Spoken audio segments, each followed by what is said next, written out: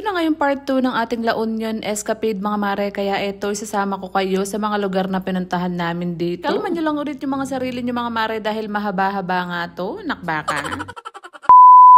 Doon nga sa unang part ng video natin mga mare or ng vlog natin ay nagpicture-picture nga lang kami dun sa dagat kung saan malapit nga yung transient namin. Kaya eto, after nun, pumunta na agad kami dito sa Baluarte Watchtower. Sobrang ganda dito. Bukod nga sa sobrang linis dito mga mare, ay naku, napaka-instagramable din at marami rin pumupuntang vlogger dito. Siyempre mga mare, hindi nga kami papayag at hindi kami magpapakabog ng mga pinsan ko dahil ito, Diyos ko, akala mo mga magpipray na pwede, ganun.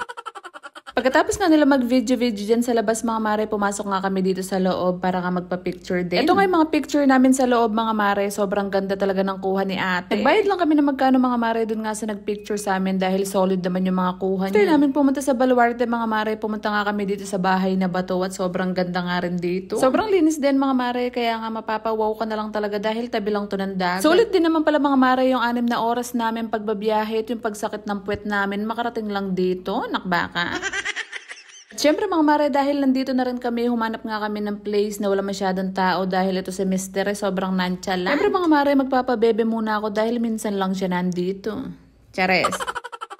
Paglabas mo naman ng bahay na bato mga mare, ito makikita mo naman yung Pebble Beach Resort nila dito na wala kang makikitang buhangin. Napakaganda, Diyos me. First time nga namin itong mag-day tour ni Mr. mga mare, kaya nga kahit nakakapagod ay solid naman talaga yung ganda. Dati kasi mga mare, pag nagtitim building nga kami ay kung saan lang kami pumunta na dagat, doon nga lang kami, hindi kami nakakaranas ng mga day tour na so, yun nga mga mare, after nga namin mag-picture at mag-video dito ng pang-reels at mag-tiktok mga mare, dumaan nga kami dito sa Galathor na buffet na 350 nga lang yung kada isang tao. Nagulat nga ako sa presyo mga mare dahil dinala nga kami dito ng pinsan ko. Masarap nga raw dito at tignan nyo naman, sobrang dami po bang pagpipilian. Marami ng gulay dito mga mare, may pigar-pigar din, may tahong, ganyan, tsaka may mga chicharon bulaklak. Yun mga mare, sa halagang 350 mo nga lang ay makakain mo lahat yan. Di mo nga alam kung saan mo na lahat ipapasok sa tiyan mo yan, nakbaka.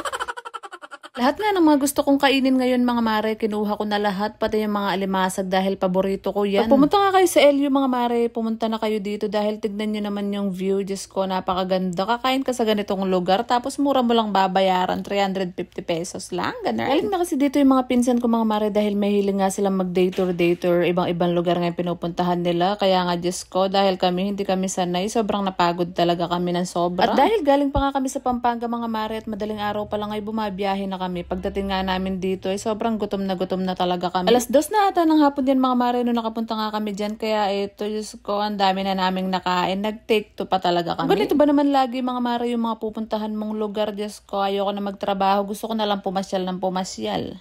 Chares. So yun na nga mga mare, after nga namin kumain dyan ay nagpahinga nga lang kami ng konti at maya-maya nga lang along the way din ay pumunta nga kami dito sa man-made forest. Sobrang ganda nga dito mga mare, lalo na yung mga magpipicture at magbibideo, lalo na kung couple kayo. Pero kami dahil grupo kami mga mare, kumuha nga lang kami ng tiyempo na walang dumadaan na sasakyan para makakuha nga ng picture. Guys, buhay pala talaga makakuha ng picture dito mga mare dahil ang dami nga dumadaan na sasakyan. Buti na lang talaga nakatiyempo kami na walang dumadaan para lang makapagpa-picture, ganun. Fast forward nga mga mare, after nga namin mag-day tour, nagpahinga nga lang kami sa transient at nung kinagabihan nga ay eto, Diyos ko, kanya-kanyang lakad na naman papunta sa bar. Punta nga kami sa Flotsam Jetsam na sikat na bar dito sa La Union mga mare, kaya lang sobrang daming tao, ang daming pila, hindi kami nakapasok. Dumaan nga rin kami dito sa Tavern by the Sea mga mare, kaya lang sobrang dami ring tao dahil araw nga ng Sabado yan ay Diyos ko, hindi nga rin kami nakaupo. 10:30 na rin kasi ng gabihan mga mare, medyo oras na, kaya nga Diyos ko, sapak-sapak la rin bar, kaya eto, dito talaga kami napunta sa Turtle Beach Resort. Sabado kasi yan mga mare, kaya halos ng bar dito sa La Union mga mare ay punuan nga. Buti na lang talaga dito sa Turtle Beach Resort ay may bakante pa. Ito talaga yung pinaka-highlight ng biyahe namin mga mare. Bumiyahe talaga kami ng 6 na oras para lang sa bar na to. Hindi talaga para sa dagat, nakbaka. Chares. Pag talaga pumunta kayo dito mga mare, iwan nyo talaga yung mga problema nyo sa mga bahay nyo dahil pagdating nyo dito, mag-e-enjoy talaga kayo ng bonggang-bongga. Ganun.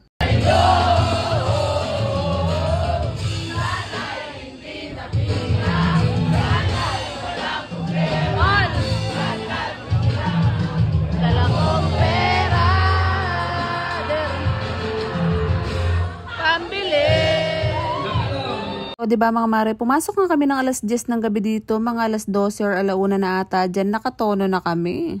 Chares.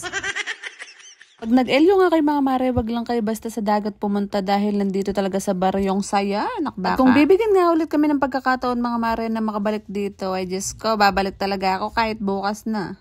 Chares.